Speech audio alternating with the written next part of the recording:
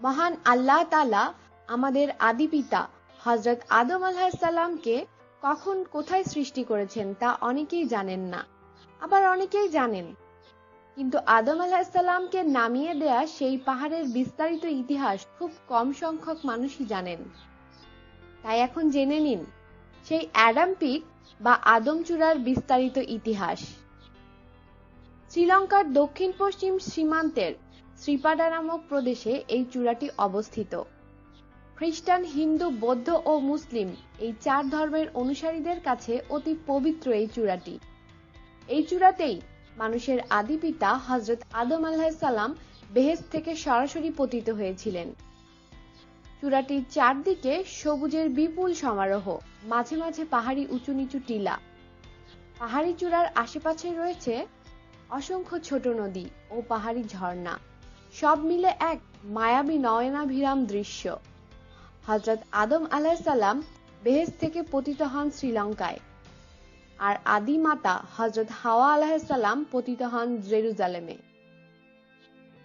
শ্রীলঙ্কা থেকে জেরুজালেমের দূরত্ব কয়েকশো হাজার বর্গ কিলোমিটার।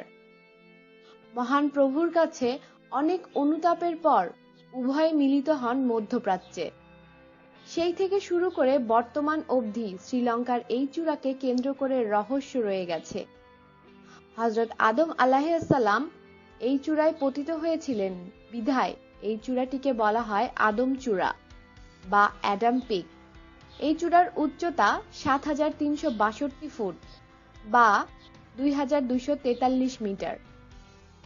চূড়াটিতে আদম আলাইহিস সালামের পায়ের যে চিহ্ন রয়েছে তার পরিমাপ হচ্ছে ৫ ফুট ৭ ইঞ্চি, দৈর্ঘ্য ও প্রস্থ হচ্ছে ২ ফুট ৬ ইঞ্চি।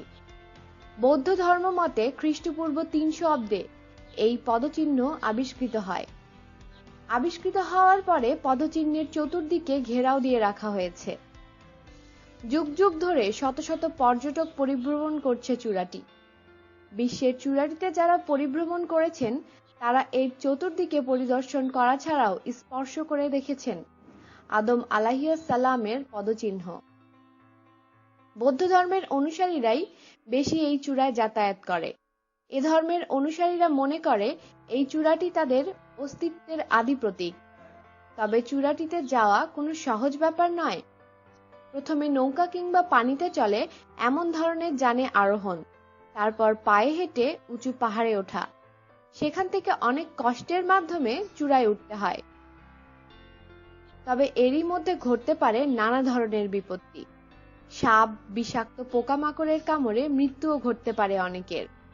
লাখ লাখ বছর ধরে চলে আসা যে রহস্যভেদ আজও মানুষ জানতে পারেনি তা হলো চূড়ার যে স্থানে আদম আলাইহিস সালামের পদচিহ্ন সেই স্থানে জানুয়ারি থেকে এপ্রিল পর্যন্ত সূর্যের আলো আর মে থেকে নভেম্বর পর্যন্ত মেঘের ঘনঘটা বা বৃষ্টি পড়ে না। এমন আরো অনেক রহস্য আছে এই চূড়াটিকে কেন্দ্র করে।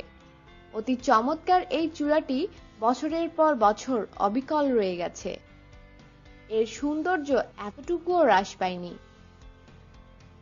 এ কারণে চূড়াটি বিশ্ব মানুষের কাছে পবিত্র বলে পরিচিত। আমাদের সাথেই থাকুন আর সাবস্ক্রাইব করুন।